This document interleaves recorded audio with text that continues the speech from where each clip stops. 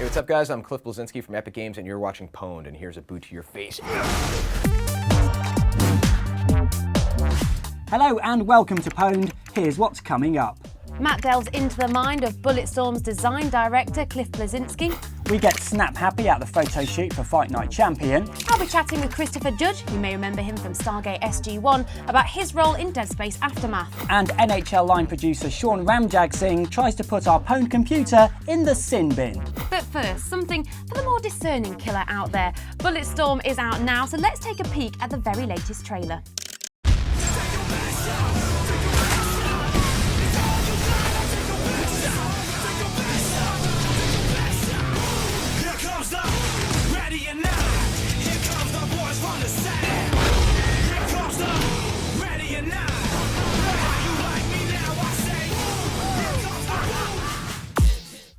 And there's more info for you on Bulletstorm very shortly. The Dragon Age 2 demo is available now, and just to set the story straight, everybody who buys the game new will get access to the Black Emporium market via an unlock code inside the game's box. This market, nestled deep under Kirkwall, sells some strange artifacts that will help you in your quest. You'll be able to get your hands on a Mabari Warhound that you can call to your side with a whistle, the Mirror of Transformation that lets you change your looks at the click of a button, and a bunch of other cool items as you progress through the game. The demo for Tiger Woods PGA Tour 12 is available on Xbox 360 and the PlayStation 3 from the 8th of March. The demo supports Move on the PlayStation 3, lets you play through holes 1 to 5 of TPC San Antonio, and for the first time ever, lets you virtually get on the green of Augusta. You can even keep all the XP you earn in the demo and transfer it to the full game out on the 29th of March. You're probably already getting to grips with Bulletstorm, and if you're wondering what sort of a mind conjures up the concept of killing with skill, then ladies and gentlemen, I give you Cliff Bleszinski.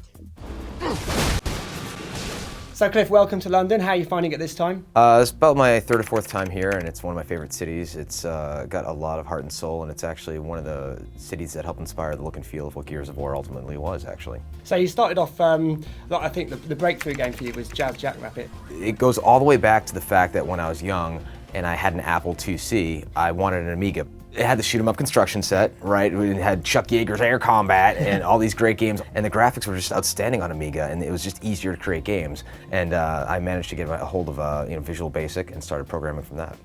So from that, moving on to Unreal Tournament, that's quite a leap, isn't it? Quake had come out, the Quake demo came out, and we were impressed with it, absolutely, certainly were. But at the same time, it just felt like a bunch of dark, kind of brown dungeons with rocket launchers and kind of weird Cthulhu creatures. And we said, you know what, let's zig when they zag, let's make beautiful, multicolored sky castles and worlds that you can explore a little bit more so over action. And that wound up leading to the Unreal franchise and later Unreal Tournament. Now, when you look at Unreal Tournament, you can see where games such as Bulletstorm might have got some inspiration from. I think if you look at some of the weapons of Bulletstorm, there's clearly the Epic DNA, and there's a little bit of Unreal Tournament in there. When we were working on Bulletstorm with People Can Fly, we're like, what can we do with this? Let's leverage the fact that we have a great team that can make unique weapons, make unique skill shot gameplay, and then just give a big boot to the face of first-person shooters with crazy over-the-top dialogue and ultimately a very fun campaign and fun multiplayer. Well, where did the idea come for skill shot gameplay? There's two kinds of buckets of ideas. You generally have the ones where it's immediately overnight, boom, I have to see a chainsaw gun, right? And that's cool and that's there. At the same time, there's the ones that you don't see immediately overnight. That's what happened with skill shots in Bulletstorm. We had all these great weapons, we started introducing all of these body moves such as leash, kick, slide, and then they all started connecting and we said, hey, you can kill all these people in these interesting ways, so what? Well, how about we reward the player for doing that and we give them points? Well, so what, points are cool. How about you can use those points to then get more guns and then to get upgrades in your weapons that then facilitate you doing more cool skill shots. It was then that it all gelled and started to become the system that we see today. So going back to Gears of War, that is very much stop and pop gameplay. Are you aiming these at very different markets, people, or are you hoping the same sort of gamers will play both games? I'm hoping that the kind of person who likes Gears will like Bulletstorm. But at the same time, some people are just first-person guys, some people are third-person guys. Gears is certainly slightly over the top, occasionally tongue-in-cheek, but it's usually pretty serious as far as what's going on.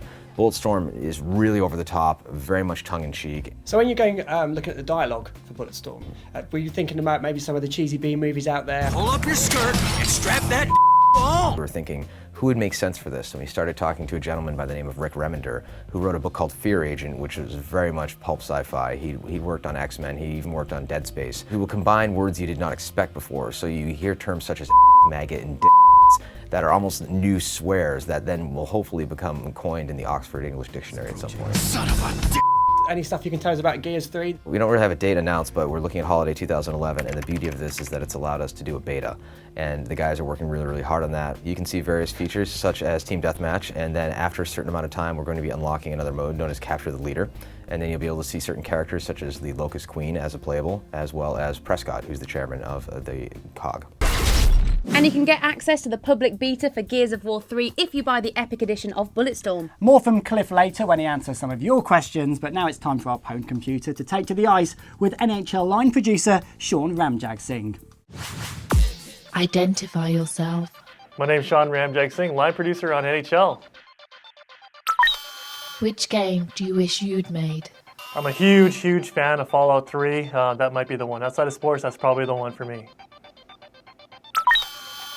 If you were not developing games, what would you be doing? Maybe in film or something like that, if I wasn't a pro athlete. Do you have any pets? No pets. I don't like pets. Don't like animals. Just get in my way. Yeah, no. Can I be your pet? Absolutely. What is the first game you ever played? First game I ever played was a game called Downhill Skiing on the VIC-20. Came on a tape that felt like it was about this big. You put it in, it took 29 seconds to load, and if it ran, you were lucky. My grandmother was a VIC-20. Do I know her? The VIC-20. That takes me back to before I was born. Now it's time to find out what life through a lens is like from the photographer who snapped David Haye for the cover of Fight Night Champion.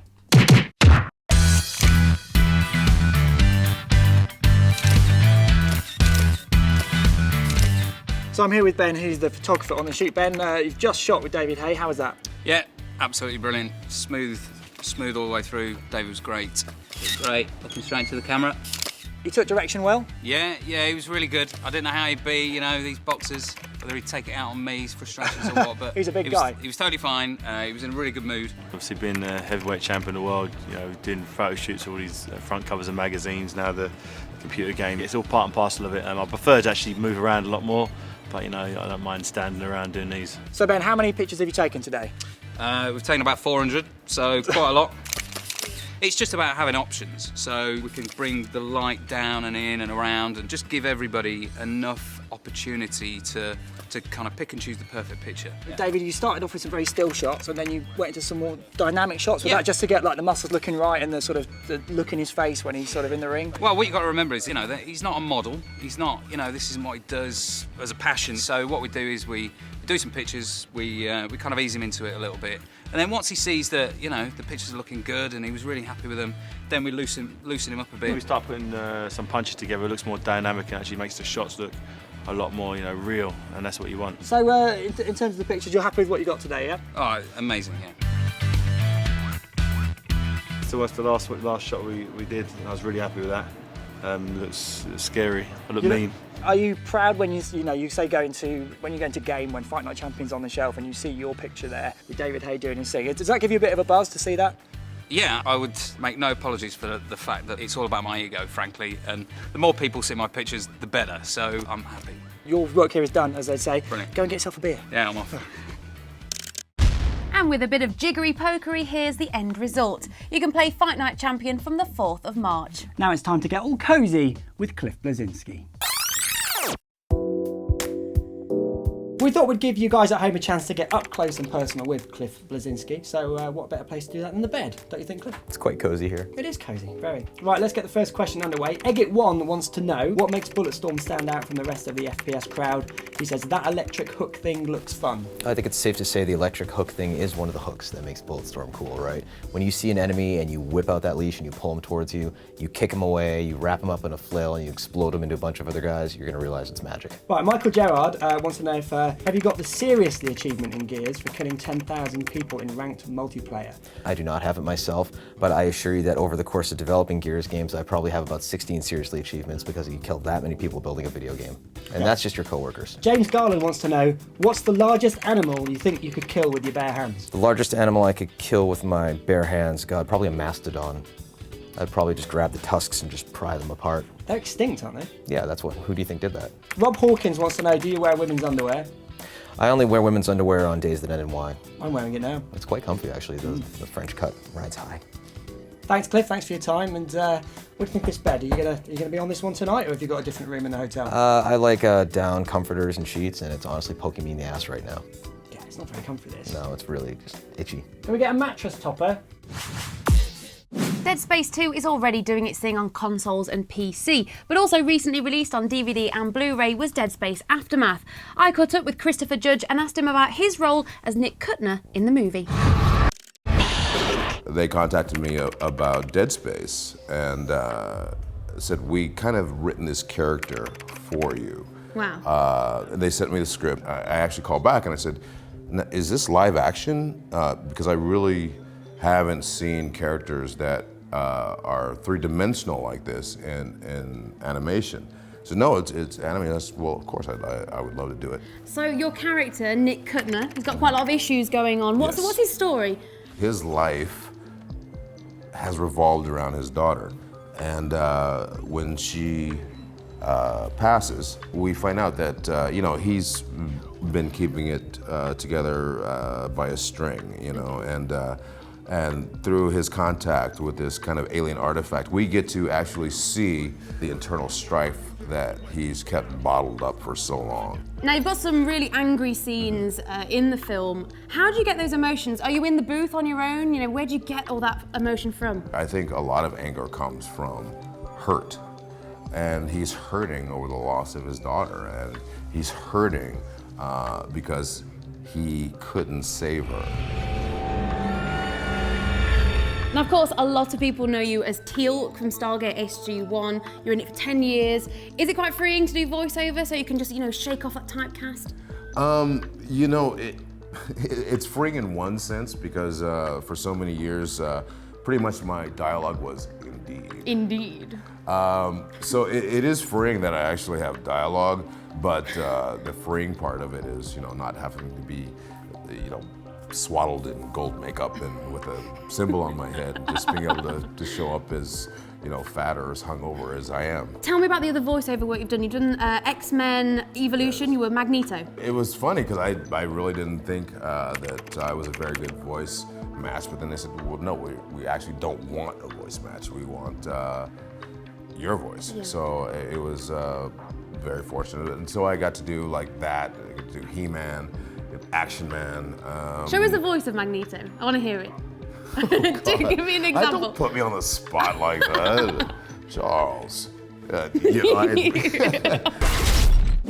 Well, sadly, that's it for another episode. We'd like you, of course, to get in touch, so please do email us at home@ea.com. Or you can follow us on Twitter at twitter.com/electronic arts. Finally, you can reach us on the Book of Face at facebook.com/electronic arts UK. We're back on the 25th of March. We'll see you then.